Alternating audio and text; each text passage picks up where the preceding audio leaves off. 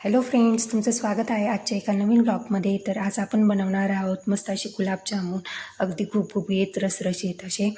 बघा, तुम्ही बघू शकतात किती छान झालेत, कलरसुद्धा किती छान आहेत. तर आता गुलाबजामुन बनवण्यासाठी आहेत ना, आपण गिटचे 200 ग्रॅमचं प्रेमिक्स आहेत ना यूज करणार आहोत. त्या प्रेमिक्सपासून 200 ग्रॅममधून आपल्याला 40 गुलाबजामुन होतात. तर त्यासाठी मी इथे प्रेमिक्स घेतलं आणि 1 कप दुधाचा वापर करणार आहे. इथे आपण येत ना दुधाचा वापर अगदी थोडा थोडा करणार आहेत, कारण येत ना सर्व व्यवस्थित मिक्स झालं पाहिजे आणि ते खूप पातळ पण नाही झालं पाहिजे. आणि जर जास्त घट्टच झालं तर आपले गुलाबजामुन कडक होतात. तर त्यासाठी येत ना आपण थोडा थोडा यूज केलात ना ते एकदम म्हणजे परफेक्ट पण होऊन जातात. तुम्ही बघू शकता असं व्यवस्थित सर्व मिश्रण एकजीव करून घ्यायचं आणि त्याचा येत ना एक गोळा तयार करून घ्यायचा. तर हे गुलाबजामुन आहेत ना अगदी साधी सोपी रेसिपी आहेत. तुम्ही बघू शकता इथे आहेत ना मी सर्व गोळा म्हणजे रेडी झाला आहेत माझा. आता तो आहेत ना 10 मिनटासाठी आपण रेस्ट करण्यासाठी ठेवणार. आता त्यानंतर आहेत ना आपण लगेच साखरेचा पाक तयार करण्यासाठी घेणार आहेत. तर त्यासाठी आहेत ना मी इथे 3 कप साखर घेतलेली आहे, 3 वाट्या, आणि त्याचप्रमाणे 3 वाट्या पाणीसुद्धा घेणार आहे. जेवढं साखरेचं प्रमाण राहील तेवढंच आहेत ना पाण्याचं प्रमाण राहून द्यायचं आहे.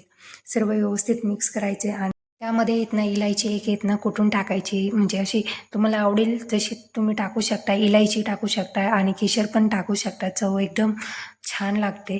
तुम्ही बघू शकता इथे मी आधी हाय फ्लेमवर उकळून दिला, त्यानंतर मीडियम फ्लेमवर. तर त्यानंतर 2-3 मिनिटांनी आपला पाक तयार झालेला आहे, बघू शकता तुम्ही. आता हे आपण जो पिठाचा गोळा 10 मिनिटासाठी ठेवला आहे तो सर्व असं व्यवस्थित मिक्स करून घ्यायचा आहे, सर्व मळून घ्यायचं आहे, ते एकजीव करून घ्यायचा. आणि आता त्याचे छोटे छोटे गुलाबजामुन बनवायला आपण सुरुवात करू. तर तुम्ही बघू शकता इथे गुलाबजामुनला एकही क्रॅक न पडलेला आहे आणि सर्व व्यवस्थित असे गुलाबजामुन मी सर्व करून घेतलेले.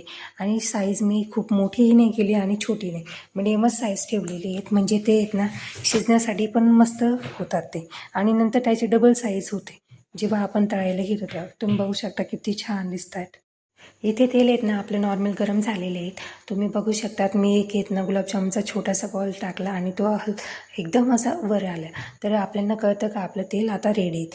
तर त्यानंतर येत ना एक एक करून असे सर्व गुलाबजामुन आहेत ना कढईमध्ये सोडायचे आहेत. आणि गॅसची फ्लेम येत ना ही एकदम एकदम म्हणजे कमीच राहून द्यायची, म्हणजे आपले गुलाबजामुन असे डागले जात नाही आणि व्यवस्थित होतात. तुम्ही बघू शकता आता जेव्हा आपण कढईमध्ये गुलाबजामुन टाकतो तर त्याची येत ना साईज अशी डबल होण्याला सुरुवात होते.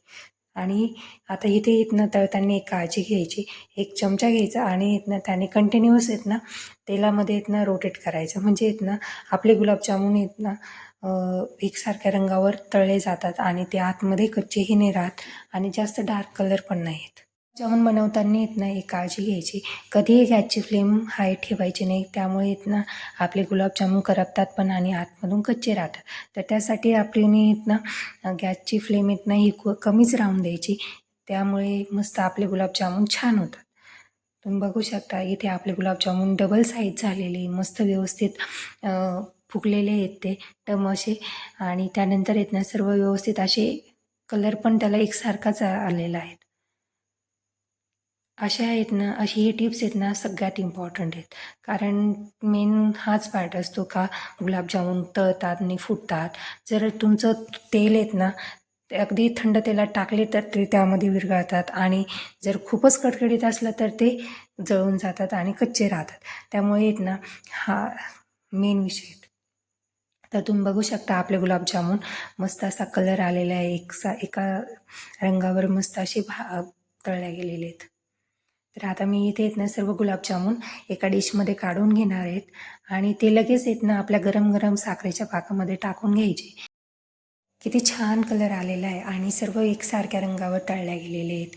इथे तुम्ही बघू शकता मी सर्व आहेत ना गुलाबजामुन एका डिशमध्ये काढणार आहेत आणि ते लगेच आहेत ना आपण जो साखरेचा पाक मंद आचेवर ठेवलेला होता तर ते गरम गरम गुलाबजामुन लगेच त्या साखरेच्या पाकात टाकायचे.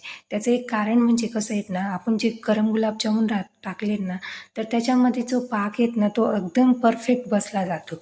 आणि जर ते थोड्या वेळ गार होऊन नंतर टाकलेत ना तर तो पाक एकदम आतमध्ये पोचत नाही आणि आतमध्ये कच्चा राहतो आणि पाक पण नाही लागत.